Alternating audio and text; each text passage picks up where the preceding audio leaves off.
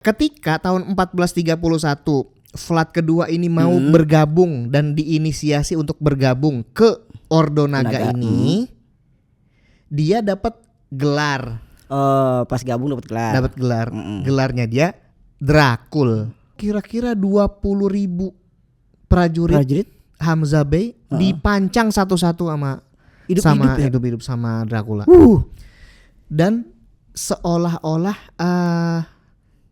seperti hutan waktu itu katanya dalam sejarah. Ada satu ilustrasi dari abad pertengahan yang menggambarkan si Dracula ini lagi makan. Suasana Dengan orang-orang lagi dipenggal, dipancung di sekitar dia makan. Gila. Ini orang perutnya terbuat dari apa? Iya. Kan kita gitu Iya. kan. Ini aduh kacau. Ini psikopat sejati Dracula itu, Pak.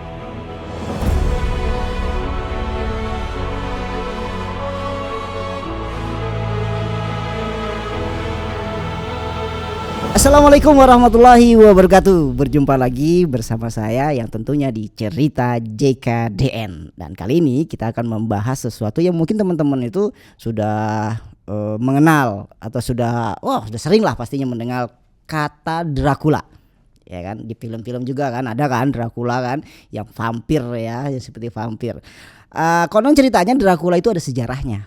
Nah, dan apakah sejarahnya itu seperti yang film-film yang kita tonton? Nah, seperti apa sebenarnya sejarah Dracula itu atau Vlad Dracul dan siapa dia? Dan kita akan bercerita dan akan ngobrol tentang itu bersama sahabat saya yang tentunya teman-teman juga sudah hafal, sudah tahu, yaitu Om Isa. Apa kabar Om? Alhamdulillah Misan, bagaimana kabarnya Misan sendiri? Alhamdulillah sehat selalu. Makin bersinar aja nih Om Misan. Bersinar apanya nih? Gimana? Bersinar karirnya. Oh, karir enggak, saya cuma gini aja. Om lah yang berkarir kan. Ya yang novelnya banyak ya kan. Sampai saya tertarik loh lihat di Instagramnya. Wah, ini ada novel Dracula nih gitu kan. Iya. Seperti apa sih sebenarnya ceritanya, sejarahnya terkait tentang Dracula atau Vlad Dracula ya namanya. Betul. Gimana Om? Jadi memang Om ini satu tema yang cukup menarik ya sebenarnya karena saya juga mengetahui nama ini itu ketika baca novel klasik ya. Novel siapa itu? Klasik. Masih ingat nggak yang penulis novel klasik? Nah, novel klasik ini yang ditulis oleh seorang penulis novel dari Irlandia. Irlandia di Bram Stoker. Irlandia tuh agak sebelah Inggris dikit lah gitu. Dikit ya. Iya. Belok dikit dari Inggris. Kalau di peta dikit. Iya.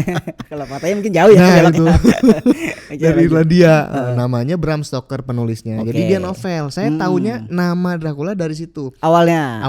Dan mungkin kebanyakan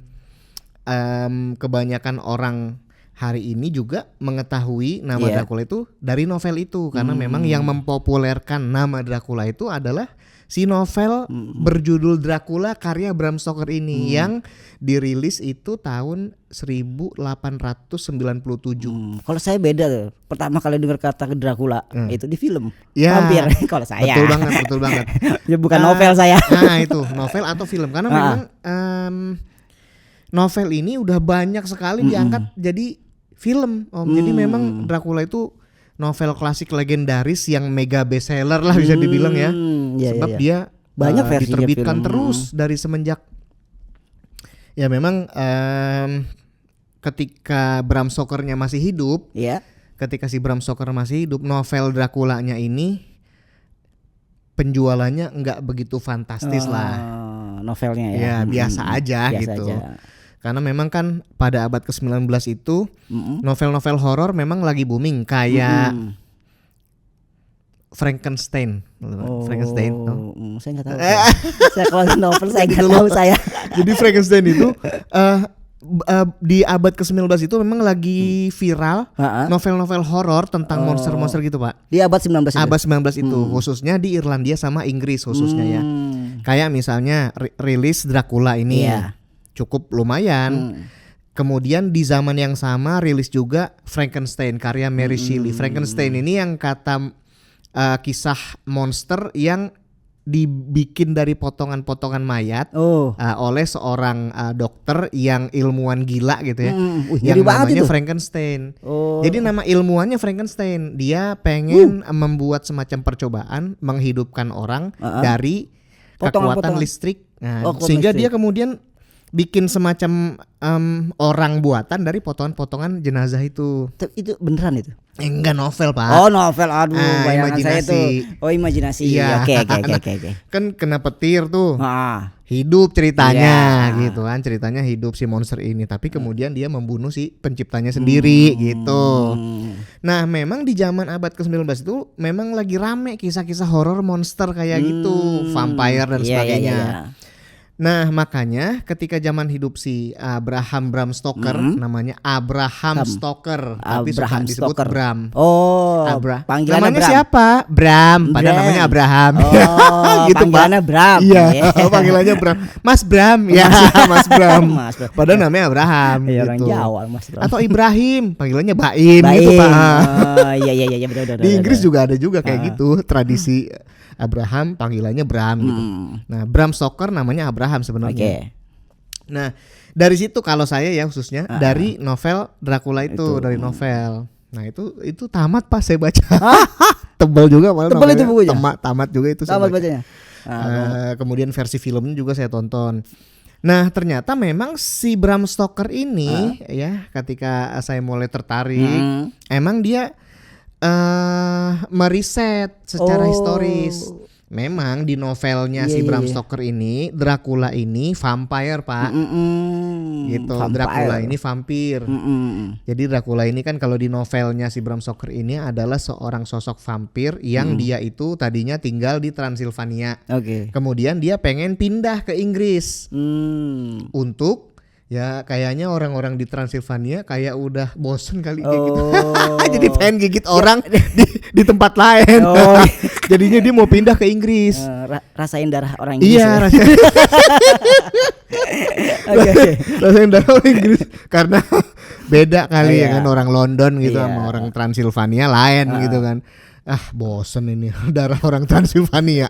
Makanya cerita di seputar novel Dracula itu adalah bagaimana cara yang aneh, kemudian bagaimana si Dracula ini mewujudkan caranya dia untuk bisa pindah ke London itu. Nah, dia mengundang seorang pengacara ke kastilnya dan sebagainya gitu, sampai kemudian si pengacara ini namanya Jonathan Harker contohnya. Ribet banget namanya.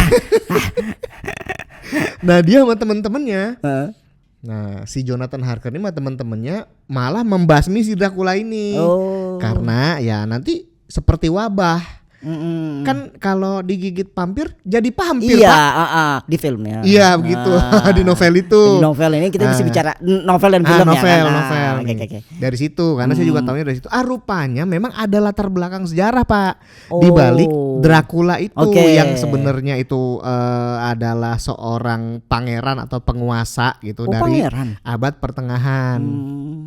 Nah, si Bram Stoker sendiri dalam membangun cerita Dracula ini dia riset sejarah juga. Karena kalau misalnya kita coba telusuri, Bram Stoker ini dia punya konsultan sejarah dari Hungaria yang ketika itu dia mengajar di London. Ini bukan sembarang novel. Bukan sembarang novel. Ada riset. Seperti antum bikin novel sembarang novel. Dulu, Pak. Ada riset dulu. Betul. Jadi riset dulu. Nah, si cendekiawan dari Hungaria ini namanya saya lupa itu namanya. Udin. Nama orang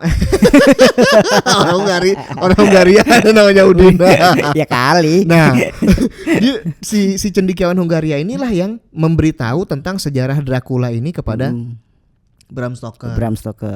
Dulu tuh di zaman pertengahan, di abad pertengahan ada loh penguasa namanya Dracula. Dia gini-gini cirinya, begini kekejamannya gini-gini. Itulah yang kemudian jadi sumber inspirasinya si Bram Stoker ini untuk membangun karakter vampir penghisap darah namanya Dracula gitu Pak. Mulai dari situ di riset. Dari situlah. Jadi memang ada latar belakang sejarahnya Dracula ini yang mana nama aslinya. Jadi Dracula bukan nama asli Pak. Itu panggilan. Gelar. Gelar. Berarti gelar ada artinya dong kalau betul, gelar. Ada artinya. Nama aslinya dia Vlad. Vlad. Vlad.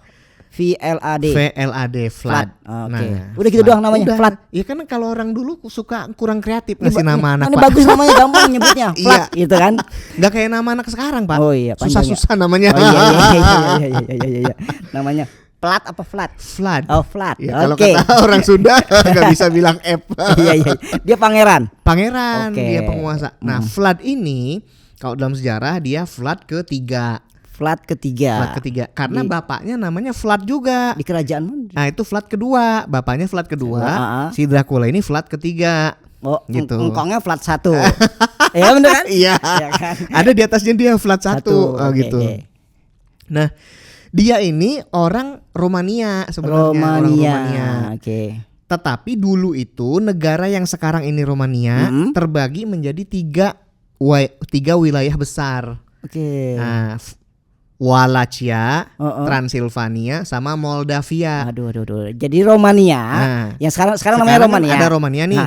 Itu dulu terbagi tiga. Yang pertama Wallachia. Oke, yang kedua Transilvania. Transilvania, Iya, sama Transilvania. Moldavia. Oke, begitu ya. Si Vlad ini sama garis keturunannya dia menguasai wilayah Wallachia ini. Wallachia yang ketiga itu tadi ya? Gimana? Yang ketiga tadi Wallachia. Yang ketiga Wallachia. Wallachia inilah yang satu negara dulu berarti satu negara, satu kepangeranan yang dikuasai oleh Vlad sama bapak-bapaknya sama anak-anaknya gitu. Iya. Dinasti Itu. Nah, dinasti ini dalam sejarah dikenal sebagai dinasti Draculesti. Artinya apa tuh? Nah, dari mana asal usul nama Dracula itu? Iya. Ya kan? Asal usul nama Dracula itu adalah, nah jadi kita sekarang mundur ke bapaknya, Vlad kedua. Oke, ke bapaknya nih, Vlad 2. Nah, bapaknya ini, Vlad kedua ini ketika tahun 1431. Oke, 1431. Oke. Bapaknya ini ceritanya diinisiasi untuk bergabung di dalam sebuah kelompok. Yang kelompok ini mendedikasikan gerak dan kelompoknya untuk melawan orang Islam. Melawan Khilafah Utsmaniyah. Oh, di zaman Khilafah Utsmaniyah. Betul, zaman Khilafah Utsmaniyah karena tahun 1400-an kan. Iya. Nah, 1400-an bahkan itu sezaman sama ya Sultan Muhammad Al-Fatih juga. Oh, Bapak Plat 2 aja sejaman juga. Nanti ada story yang cukup fantastis lah gitu. Oke. Kita mulai dari awal dulu ya kan? Itu. Biar enak urutannya. Nah, Oke. Vlad kedua ini ceritanya mau bergabung ke dalam sebuah organisasi militer. Namanya Ordo Naga. Ada naganya Ordo tuh. Naga. Ordo Naga. Nah, kalau kata orang Latin Societas Draconistratum. Iyalah itu dah. Ribet dah ini. Ordo Naga. Nah, Ordo Naga ini dibentuk oleh Kaisar Romawi Suci, Raja Hongaria namanya Sigismund. Raja Sigismund. Masih enak nyebutnya. Raja Sigismund. Iya. Oke. Sigismund inilah yang jadi semacam penguasa besarnya Eropa ketika itu. Di zaman itu. Okay. Nah, ketika tahun 1431 Vlad kedua ini mau bergabung dan diinisiasi untuk bergabung ke Ordo Naga ini, dia dapat gelar. Pas gabung dapat gelar. Gelarnya dia Dracul. Oh, emang udah dari bapaknya ya, yang dari Vlad 2 itu gelar Draculnya ya. Dracul, belum Dracula belum. Oh, beda, Dracul beda. Beda. Oke. Ini makin seru nih. Iya kan? Dracul. Vlad 2 Dracul. Oke. Dracul artinya apa? Dracul itu artinya dalam bahasa Romania itu artinya naga. Oh, Dracul itu naga. Iya, naga. Okay. Cuman ternyata Dracul dalam konteks yang berbeda artinya bisa juga setan, iblis. Jauh banget ya. Iya.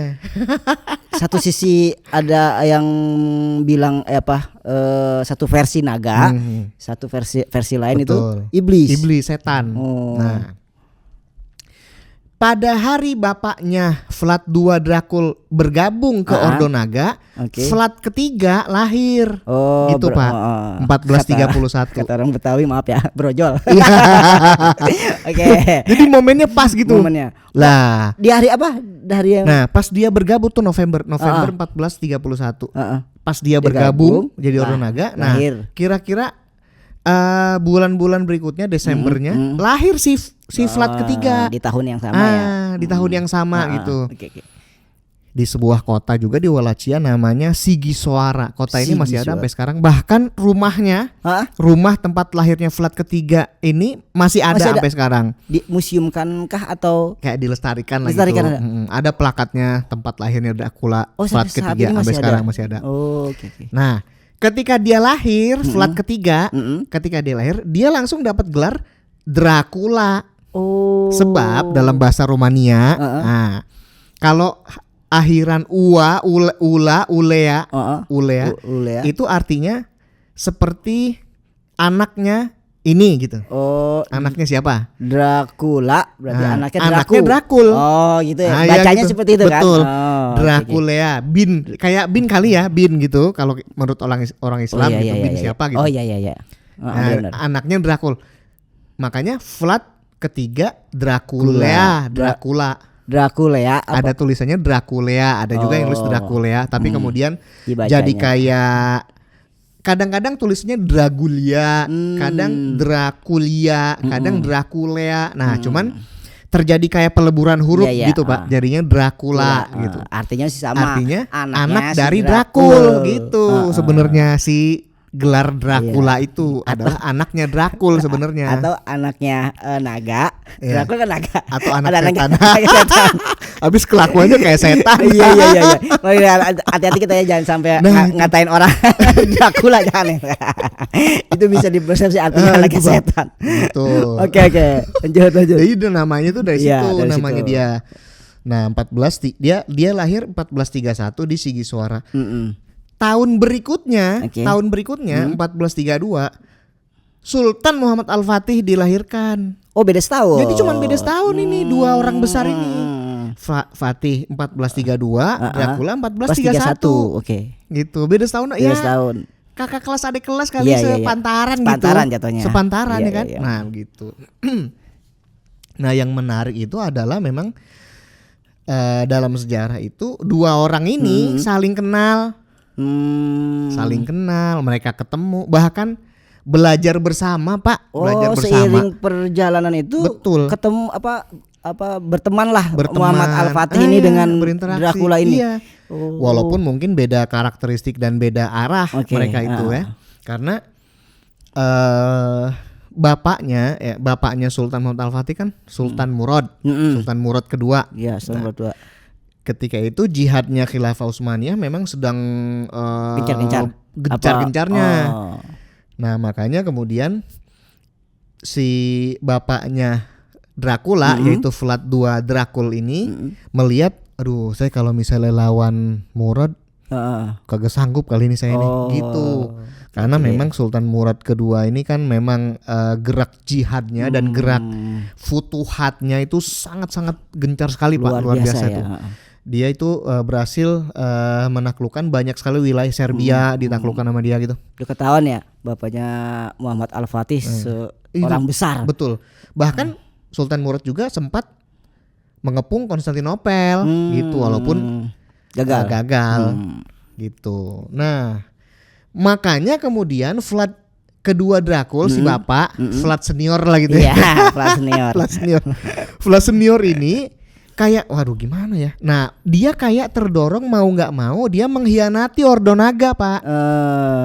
Padahal dia masuk Ordo Naga udah bersumpah untuk memerangi Islam, Muslim, memerangi Utsmaniyah, memerangi Sultan Murad gitu. Tapi karena dia ngelihat, waduh, kagak sanggup nih saya. Berat juga nih ya kan, gitu. Ya udahlah. Prediksi pasti kalah lah, betul, gitu kan. Dia ngelihat betapa kekuatan tempur kaum muslimin ya, masya Allah ya. Itu apa? Si Draculanya masih kecil tuh. Masih kecil. Ya, mungkin dia ngelihat, ya anakku masih kecil. Nah, iya. gitu kan. Ini anak saya masih kecil. Sultan besar ya kan yang dihadapinya kan. Gitu. sementara itu dia juga melihat sekutu-sekutu dia yang sesama kerajaan-kerajaan Kristen ketika itu juga bisa dibilang saling berselisih gitu. Dia nggak yakin akan dibantu nantinya. Oke. Dan lebih-lebih nggak yakin menang lah pokoknya. Betul. Akhirnya dia berkhianat dengan cara menghadap kepada Sultan Murad. Saya tunduk dah gitu. Tunduk jadi kayak negara protektorat gitu, negara bawahannya. Ya di bawah Khilafah Utsmaniyah, di bawah naungan perlindungan Khilafah Utsmaniyah dengan syarat harus bayar upeti gitu, dengan syarat. Betul. Nah, salah satu syaratnya itu adalah si Vlad II Dracul ini menyatakan dia akan menyerahkan 2 orang anaknya. Oh, untuk? Jadi dia yang memang menyerahkan 2 orang anaknya kepada Sultan Murad. Ini nih jaminan gitu ibaratnya. Saya nggak bakal berkhianat nih, anak saya serahin gitu. Untuk dididik dan sebagainya lah. Sebenarnya sandra Pak, kayak disandra. Ini jadi sandra, jadi jaminannya gitu.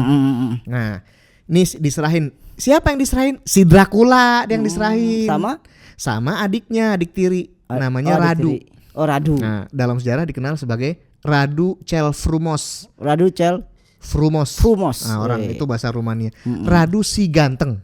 Oh, artinya Radu si ganteng. Iya. Oh, jauh banget ya. Karena emang 2 orang ini saudara tiri, Pak. Tapi kalau Dracula Vlad Dracul 3 atau Dracula, nama aslinya?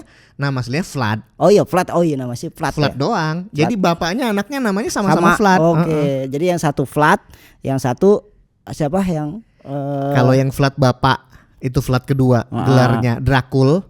Vlad yang ketiga yang anaknya gelarnya Dracula. Adiknya siapa namanya? Adiknya dia tiri karena Vlad Dracul ini istrinya kan namanya raja Pak ya. Wah, istrinya mah ya tidak satu istrinya ya banyak. Yang itu nggak usah diceritain namanya. Nah ini gitu. Tiri karena dari istri yang lain. Siapa tadi namanya? Radu Cel Frumos. Radu si ganteng, kan emang ganteng. Radu si ganteng. Oke, Vlad 3 sama Radu. Iya. Anaknya ini dua-duanya diserahin. Ini masih ya umur 8 tahun 9 tahun. Dia adiknya 5 tahun. Ya masih umur kecil gitu.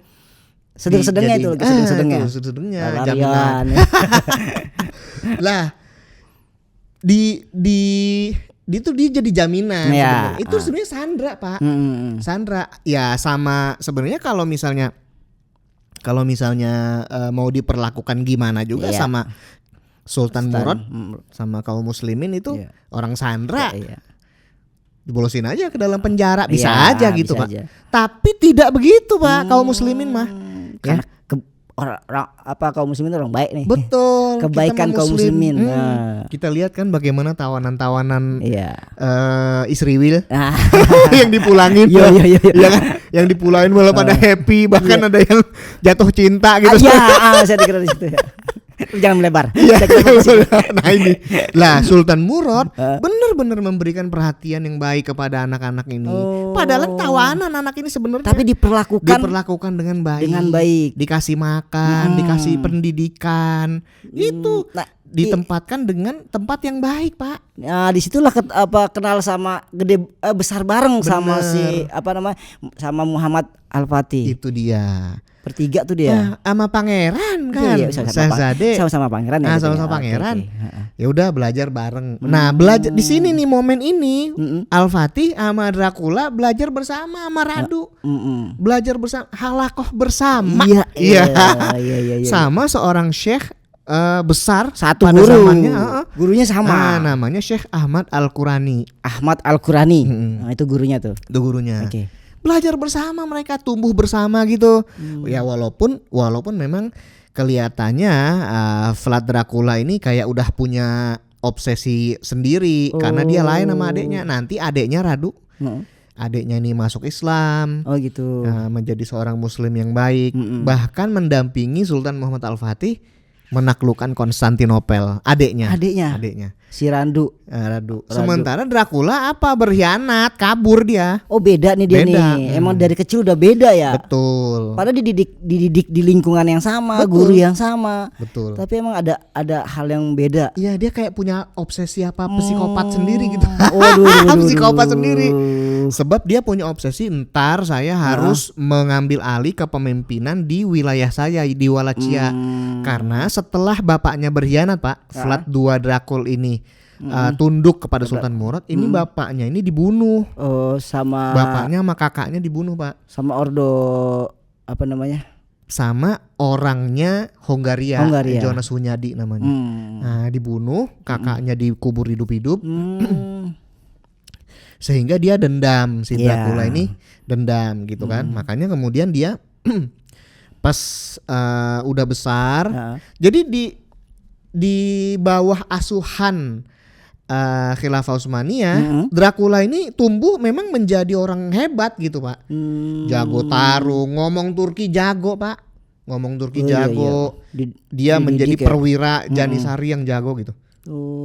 Kemudian sampai usia berapa tahun itu? Nah, kira-kira umur udah muda nih, pemuda yang gagah perkasa kan. Nah, dia mendapatkan bantuan dari Khilafah Utsmaniyah untuk merebut kembali kerajaan bapaknya. Nah, setelah bapaknya dibunuh tuh, kerajaan Wallachia ini dipimpin oleh dinasti lain namanya dinasti Danesti. Kalau yang tadi Draculesti, yang ini Danesti. Nah, dia ini kemudian merebut wilayah dari dinasti Danesti tadi. Gitu, Pak. Makanya kemudian naik dia. Tapi kemudian dia sendiri berkhianat kepada Khilafah Utsmaniyah. Gitu. Ibaratnya kan ini udah dibantu nih untuk merebut wilayah kekuasaan bapaknya dulu.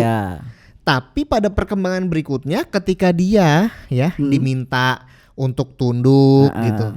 Tapi tunggu sebentar. Tapi berhasil nih si Vlad III ini atau Dracula ini berhasil untuk merebut kerajaan ayahnya lah. Betul berhasil. Dibantu sama pasukan Turki Utsmani gitu. Tapi memang dia sendiri pada perkembangan berikutnya malah justru membunuhi pasukan Turki Utsmani itu sendiri dengan pasukan dari kampungnya gitu. Setelah dia dapat kekuasaan, dapat haknya kasarnya lah kerajaan tahta dia, malah dia orang prajurit yang bantu dia yang dari Turki Utsmani itu dibantai, malah dihabisi sama dia tanpa sebab. Apa kenapa dia gitu maksudnya? Itu ininya dia udah apa ya, bisa dibilang strategi atau kelicikannya lah gitu kan. Nah, sehingga yang kemudian benar-benar menjadi angkatan perangnya itu ya memang orang-orang Romania, orang-orang Wallachia begitu. Nah, di situ mulai tuh pas dia memimpin wilayah atau kerajaan Wallachia itulah terlihat kebengisan dan kekejamannya, Pak. Nah, dalam sejarah dia juga digelari Vlad Tepes. Apa tuh artinya? Bahasa Romania artinya Vlad the Impaler, Vlad si pemancang. Vlad si penyula. Maksudnya apa? Pemancang, penyula itu satu metode untuk mengeksekusi orang dengan cara sebuah batang galah gitu, galah ya kan, diruncingin. Agak ngeri, Pak. Apa tuh? Lalu ditancapkan dari bawah, terus tembus ke atas sampai ke atas. Lalu ditanam, ditegakin gitu. Kebayang kan orangnya kayak kebayang. Nyate orang ya. Iya, kayak nusuk sate. Iya, kayak nusuk sate bener, nyate orang. Tapi ya hidup-hidup, Pak, gitu. Kondisi hidup. Kejam itu. Ini dia kerjaan dia begitu, Pak. Si Dracula ini begitu pada akhirnya ya, ketika dia mau menguatkan tahtanya. Jadi dalam hukum di Wallachia itu seorang voivod, pemimpin Wallachia atau pangeran atau raja di Wallachia itu gelarnya voivod. Voivod ini harus berdasarkan penobatannya itu harus berdasarkan kesepakatan para bangsawan di Wallachia. Bangsawan ini bahasa Wallachianya, bahasa Romanianya boyar. Oke. Kalau bayar pakai uang. Ini boyar. Ini boyar. Nah, harus kesepakatan para boyar. Boyar ini dia si Vlad ini melihat ini para boyar ini pasti akan mengkhianati saya gitu. Sebab ada banyak dulu dari boyar ini yang terlibat pembunuhan bapak saya dulu gitu. Nah, dia bikin sebuah perjamuan makan, Pak. Boyar semua diundang sama dia. Boyar semua diundang. Itu boyar pas zaman bapaknya juga ada dia. Ada. Itu boyar pas zaman bapaknya juga. Betul, yang ada. masih hidup. Dendam berarti dia. Iya, dendam bapaknya nih. dibunuh kan. Nah, setelah dia dapat kekuasaan betul, kan. setelah dia dapat kekuasaan kan dia ibaratnya merebut kekuasaan dari orang Danesti karena dia bawa prajurit gitu kan. Nah, makanya kemudian ketika dia mengambil alih kekuasaan secara militer kayak gitu, dia mengundang para boyar ini makan di sebuah aula besar sekali. Lalu dia setelah makan, bagaimana, enak? Suka. Dia pergi keluar. Aula itu dikunci, jendela tutup semuanya, dibakar, Pak. Hidup-hidup orang itu dibakar situ. Gimana ini orang ini gitu loh. Hidup-hidup mati semua itu kan. Jadi dia ingin membersihkan seluruh boyar itu sehingga tidak ada yang bisa berkonspirasi mengganggu tahta dan kekuasaannya dia. Nggak perlu ada boyar nih yang berkuasa gitu. Dihapuskan itu boyar itu semua. Gitu. Nggak, tentu yang tadi yang di salah satu kesadisannya kan itu dia menusuk orang hidup-hidup gitu. Itu yang ditusuk itu jangan-jangan prajurit yang ada yang itu. Betul. Jadi ada rakyatnya juga yang diperlakukan begitu. Ada juga prajurit Khilafah Utsmaniyah yang diperlakukan begitu. Jadi yang bantu dia itu. Betul. Ada beberapa yang diperlakukan seperti itu. Ada juga yang begitu. Ada juga ntar gelombang prajurit berikutnya yang datang sama dia diperlakukan begitu. Jadi nanti perkembangan berikutnya nih ketika Sultan Muhammad Al-Fatih pasca menaklukkan Konstantinopel, nah kira-kira tahun 1461 Sultan Muhammad Al-Fatih mendapat kabar bahwa ya temen dia dulu pas masih kecil sekarang udah memimpin Wallachia, tetapi bersikap hianat gitu, sewenang-wenang dan kejam. Makanya kemudian nggak mau bayar ini juga, nggak mau bayar tribute juga gitu. Nah, makanya kemudian Sultan Muhammad Al-Fatih mengirim sebuah pasukan ini dipimpin oleh seorang jenderal namanya Hamzah Bey. Hamzah namanya. Hamzah. Jabatannya Bey, Hamzah Bey. Bey itu jabatan. Bey itu jabatan. Makanya kemudian berangkat nih pasukan Hamzah Bey. Karena Dracula ini memang kenal betul strategi tempur pasukan Utsmaniyah. Orang dia ada gedenya di situ. Iya, dia dilatih di situ. Iya kan? Kalah ini Pak pasukan Hamzah Bey ini. Lalu ditawan semua, dibawa semua ke ibu kotanya Wallachia ini, Tirgoviste nama ibu kotanya. Itu kira-kira 20.000 prajurit Hamzah Bey dipancang satu-satu sama hidup-hidup sama Dracula. Dan seolah-olah seperti hutan waktu itu katanya dalam sejarah. Jadi hutan orang semua. Hutan pancang. Nah itu di atasnya orang-orang pada. Kalau kita bayangin ya gimana gitu Pak ya. Dulu ada film klasik tuh tentang hal itu. Film tahun 70 apa 80 70-an yang sedikit menggambarkan itu. Aduh kacau ini orang psikopatnya gitu kan. Nah, jadi dia gambarkan dia lakukan itu benar-benar. Ya kita kebayang aromanya. Iyalah. Didiemin aja gitu kan. Itu didiemin sampai kering, sampai melorot, Pak. Iya. Lama-lama kan dia turun melorot gitu kan. Nah. Ngilu. Sultan Fatih kan denger kan. Pasukannya Hamzah Bey Pak dipancang, Pak. Nah. Aduh murka Sultan Fatih murka kan. Marah nih. Marah. Radu juga dipanggil. Itu kakaknya bagaimana gitu kan. Iya. Aduh, nggak bener-bener nggak menyangka ini orang bisa berbuat sekejam Tapi ini. Radu agak-agak beda ya, sifatnya beda Beda jauh jauh. sama abang tirinya betul, itu. Tiri, memang saudara sih, Iya. tapi kan tiri Pak, lain ibu gitu. Iya, satu bapak tapi Atau kan. bapak, tapi lain ibu. Nah, Iya. makanya kemudian Sultan Fatih mengumpulkan pasukan, dia pimpin sendiri. Muhammad Al-Fatih. Fatih langsung pimpin sendiri. 100 ribuan gitu pasukan. Ramdu apa? Radu ikut juga. Ikut juga. Oke. Bergeraklah menuju ibu kota itu Tirgoviste, ya kan. Nah, kemudian Dracula tentunya mengetahui ini pasukan besar banget nih, bergerak nih. Nah, karena itu Dracula melancarkan serangan gerilya gitulah untuk menghalang-halangi gerak pasukan Muhammad Al-Fatih untuk menuju ibu kotanya itu. Nah, disitulah dalam sejarah terjadi sebuah pertempuran namanya Atakul de Noapte, pertempuran malam. Apa tadi? Atakul de Noapte. De Noapte. Oke, pertempuran malam. Bahasa Rumania. Oh, bahasa Rumania. Pertempuran malam judulnya karena ketika itu Dracula menyerbu pasukan yang sedang berkemah ini di tepi sungai malam-malam, Pak. Pakai obor doang.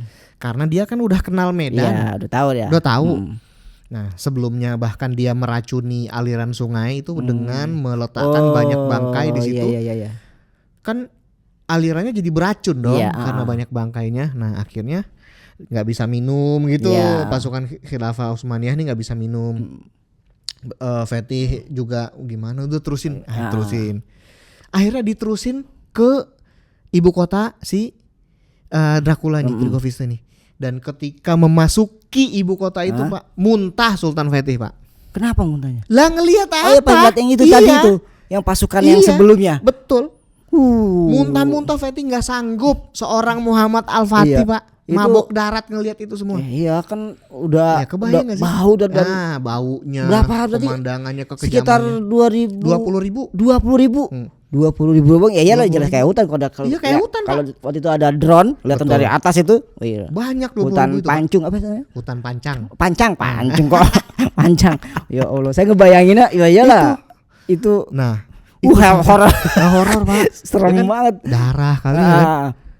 Kayak potongan-potongan badan ya, orang. Banyak lah itu pastinya. Baunya, bau bangkai kali ya enggak?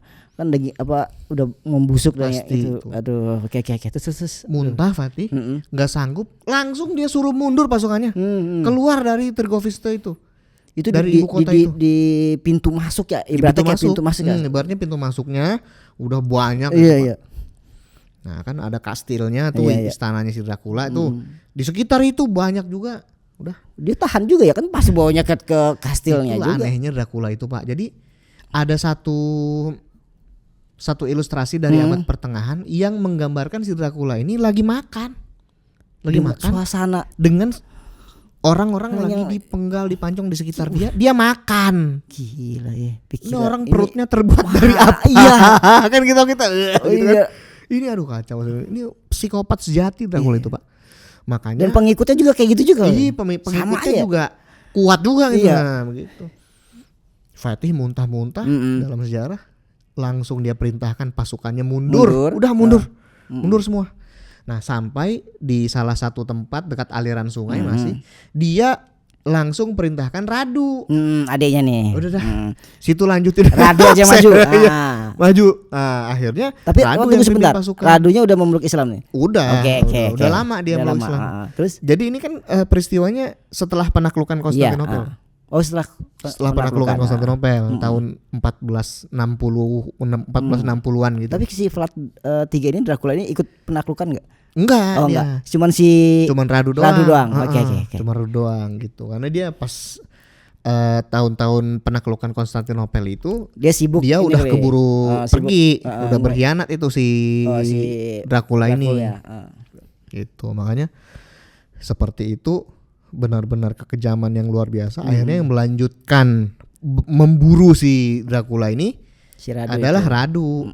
Dilanjutin tuh berburu Dracula, tapi berburu Dracula.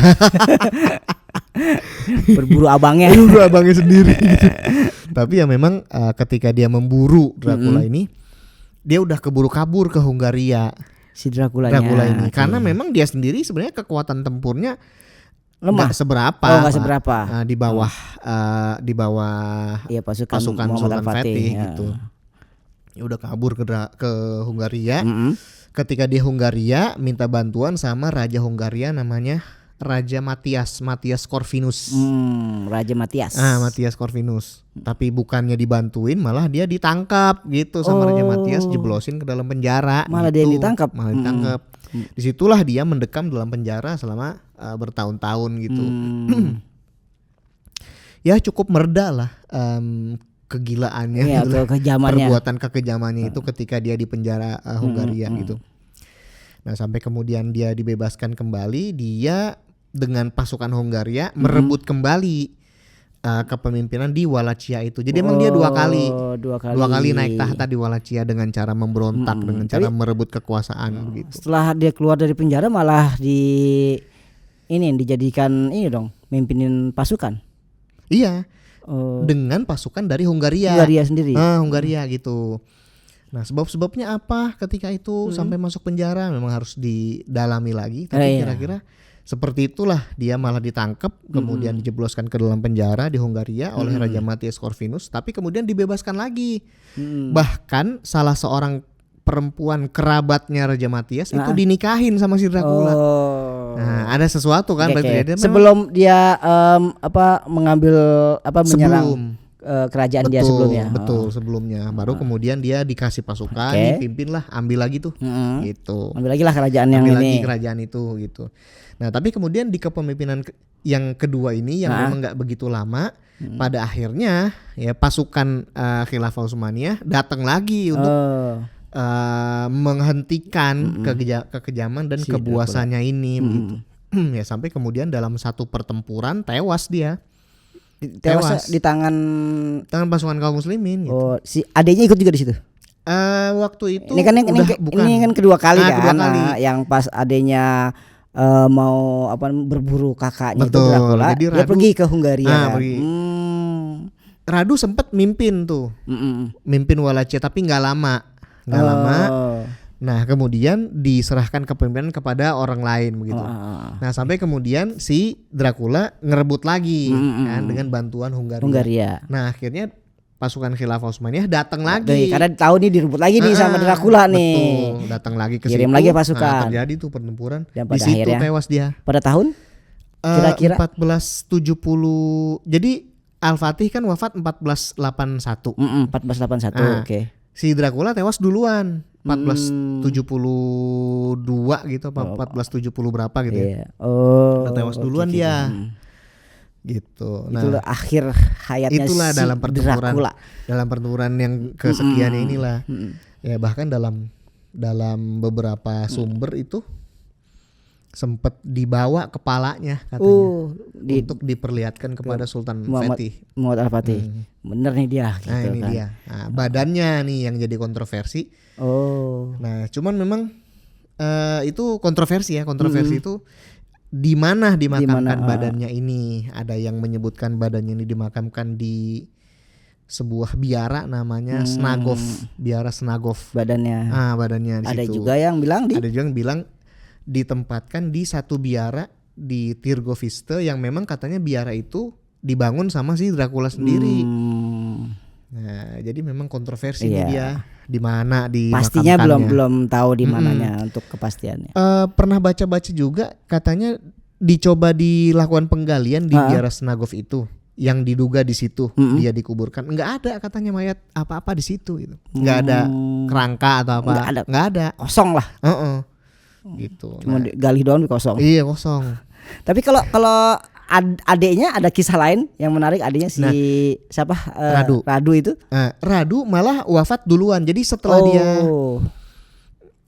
dia menyerahkan kepemimpinan itu kepada orang lain, dia balik lagi ke Istanbul kan. Nah dia kemudian wafat karena sakit kalau nggak salah. Jadi emang dia wafat duluan gitu. Jadi ketika abangnya si Dracula itu ngerebut kembali kerajaannya itu adiknya udah wafat ya. Gitu. di akhir cerita dari Dracula ternyata itu Dracula. Mungkin itulah karena kekejaman itu, darah dan sebagainya. Betul. Ibaratnya kalau dilihat itu kayak penghisap darah. Iya, kayak vampir. Nah, aus darah banget. Nah, mungkin lah ilustrasi itulah yang kita lihat sekarang ya kan di film-film. Iya, itu yang menginspirasi kan, si Bram Stoker, Pak. Giginya kan gini kan penghisap darah. Hampir ya kan. Diminum. Iya, bahkan ada juga yang dalam sumber-sumber lain itu darah korbannya diminum sama dia. Ada juga secara sejarah gitu. Dia minum darah korbannya juga. Aduh, gitu. Bener-bener udah hilang akal atau nggak ngerti dah itu. Psikopat. Iya, psikopat itu di 20.000 orang. Iya, 20.000 orang dipanjang. Saya juga ngebayanginnya, Pak. Itu jadi yang jadikan inspirasi. Wah, ini ilustrasinya ya penghisap darah. Betul. Tapi kenapa di leher ya? Iya, nggak di tangan gitu. Enak kali orang gitu enak ya. Iya inilah ternyata Dracula itu memang ada sejarahnya, ada orangnya yang flat 3 ya. Flat 3 yang diberi Dracula itu gelar sebutan. Dracula anaknya naga atau Dracul, putra naga gitu. Putra naga. Ada juga yang versi apa sih namanya yang menyatakan Dracul itu setan. Jadi anak setan. Kelihatan kelakuannya gitu. Kelihatan kejam memang ya. Lain sendiri memang ya. Gitu. Terima kasih Om Isa. Ini bermanfaat banget cerita-cerita hari ini terkait tentang Dracula nih. Mudah-mudahan teman-teman juga semua itu bisa memahaminya gitu kan. Oh, ternyata film Dracula itu terinspirasi, bisa dikatakan gitu ya. Betul. Terinspirasi dari cerita sejarah. Itu memang ada tuh. Seangkatan sama Muhammad Al-Fatih. Teman belajar bareng. Iya, gitu. Tapi yang unik itu adiknya malah masuk Islam. Iya. Si Radu itu luar biasa. Terima kasih Om Isa. Kalau mau lebih jelas lagi bisa disimak di novel ya, nggak salah. Apa tuh judulnya? Ayo Om Isa. Novel apa?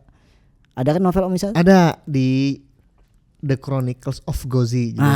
Itu teman-teman tuh kalau mau lebih jelasnya silakan dicari dah tuh ya kan bukunya. Dan juga kita ini JKDN ini juga ini kan bulan Desember. Ya, sebentar lagi pergantian tahun. Ya kan kita juga teman-teman perlu tahu juga kita juga memproduksi apa sih namanya kalender 2024. Nah, seperti apa kalendernya? Jam-jam sini jam. Kelihatan tangannya doang si jam-jam. Ya, ini kalendernya. Keren banget deh, jadi pengen ini. Teman-teman mungkin bisa melihat ya di kalendernya. Ada judulnya apa nih? 100 tahun dunia tanpa khilafah. Gambarnya keren nih. Coba kita lihat ininya. 100 tahun aja ya, Pak. Ya, kita lihat nih. Ini apa aja isinya nih ya? Masya Allah ya kan. Nih, ada peradaban emas khilafah. Ini ada Ibnu Sina. Ini apa nih? Khairuddin Barbarossa, Muhammad Al-Fatih yang tadi kita ceritain. Kemudian Ibnu Firnas dan Al-Khawarizmi. Dan ada juga nih, ini banyak di belakangnya nih. Ya kan, kalau pengen tahu ya silahkan teman-teman bisa order. Nah, ntar linknya kita taruh di kolom komentar. Iya. Nah, ya kan. Siap. Nih untuk 2024. Cepet-cepet ya kan. Mumpung masih ada hendak habisan. Jangan sampai ketinggalan ya. Jangan sampai ketinggalan. Oke, terima kasih Om Isa. Mudah-mudahan kita minggu besok kita bisa berjumpa lagi. Dan kita bisa bercerita lagi terkait tentang sejarah-sejarah. Sekali lagi terima kasih. Masya Allah, sehat terus Om Isa. Insyaallah. Dan juga teman-teman semuanya yang menyimak video ini, terima kasih. Jangan lupa beli kalendernya dan mau nyimak novel Draculanya bisa dicari di tulisan novel Om Isa ya. Oke, terima kasih. Mudah-mudahan bermanfaat. Tetap sehat, tetap semangat dan tentunya tetap taat. Assalamualaikum warahmatullahi wabarakatuh.